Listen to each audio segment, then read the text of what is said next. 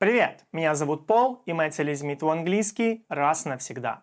Сегодня мы по-прежнему продолжаем разбираться со всеми фишками грамматики времени Present Simple.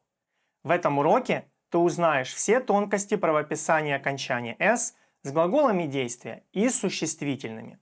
Это занятие будет максимально полезно тем, кому не безразлично свое правописание. Ну, а если ты тут чисто за разговорной практикой, не спеши переключаться, ведь некоторые из сегодняшних окончаний имеют прямое отношение к качеству твоего произношения. В общем, устраивайся поудобней, мы начинаем!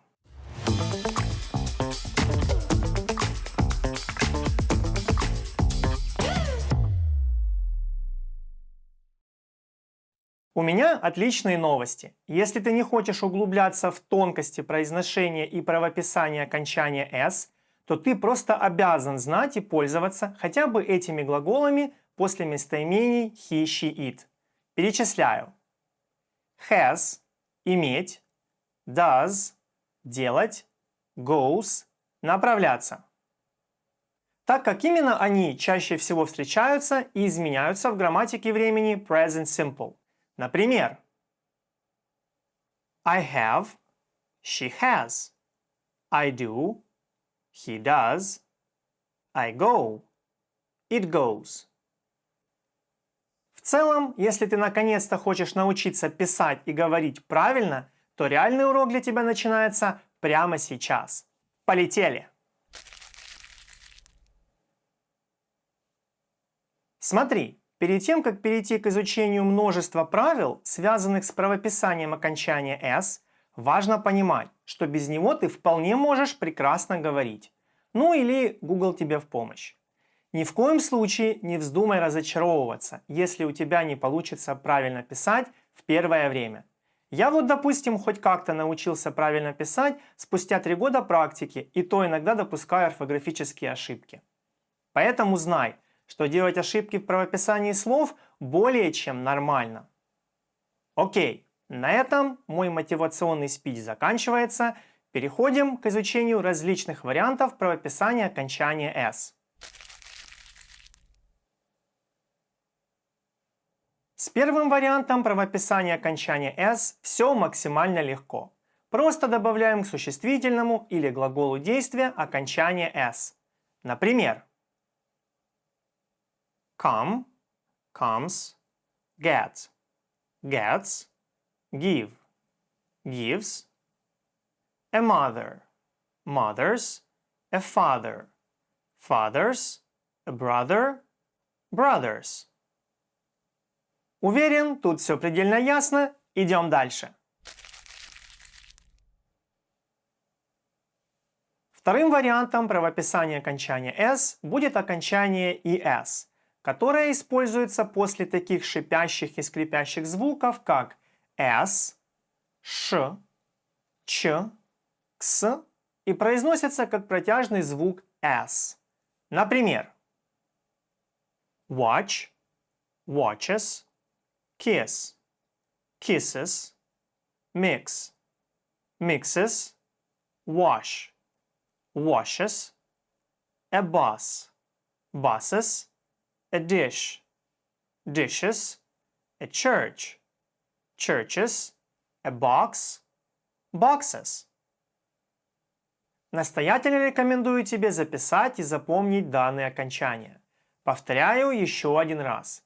С, ш, ч, кс. Двигаемся дальше. Знаешь, когда я начинал учить английский самостоятельно, меня очень сильно бесил третий вариант правописания окончания s, когда глагол или существительное заканчивается на букву y, и перед этой y стоит согласный звук. Например, b, p, l и так далее. В этом случае y самоуничтожает себя и превращается в окончание i и s. Например,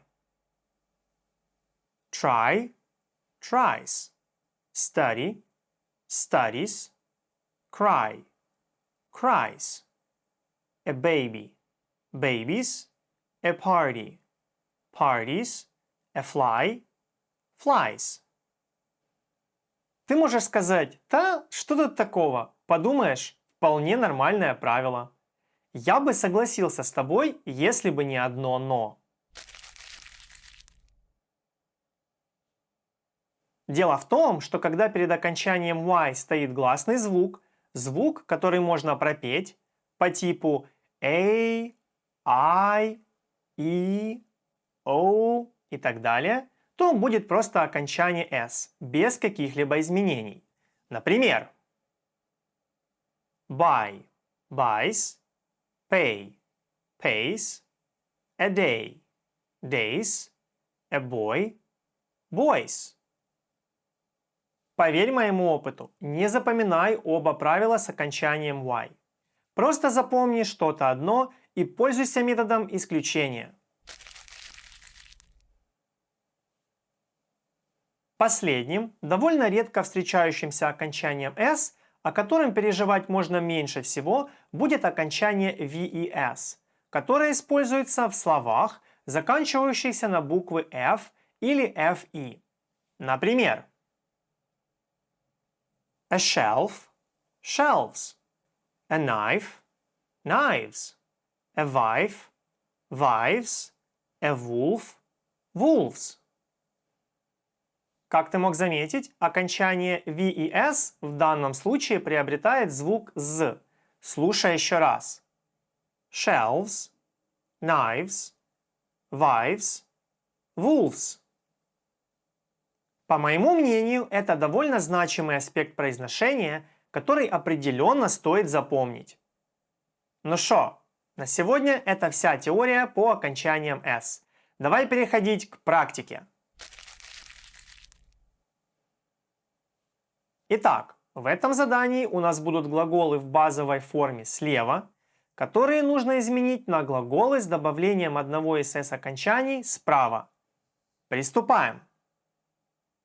I have, she has, I go, she goes, I watch, she watches, I fix, she fixes, I try, she tries, I finish, she finishes, I miss, she misses, I catch, she catches, I study, she studies, I buy, she buys, I pay, she pays, I wash, she washes, I mix, she mixes, I use, she uses.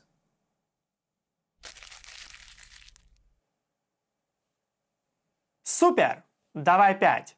Теперь ты знаешь не только грамматику утвердительной формы во времени Present Simple, но и умеешь качественно склонять глаголы после местоимений he, she, it и существительные во множественном числе. Конечно, этого мало, чтобы сдать такие экзамены, как TOEFL или IELTS, но признай, твои практические навыки растут из урока в урок. В общем, спасибо за то, что учишь английский. Продолжай в том же духе. See ya! Друг мой, если тебе понравилось данное занятие, а также мой подход к изучению английского языка, то я приглашаю тебя стать моим учеником. Свяжись со мной и записывайся на индивидуальные, парные или групповые занятия. Все возможные варианты связи ищи в описании под этим видео. Но если ты из тех, кто привык всего добиваться сам, то приобретай мои методички и достигай поставленных целей быстрее и эффективнее. Благодарю за внимание, всех благ!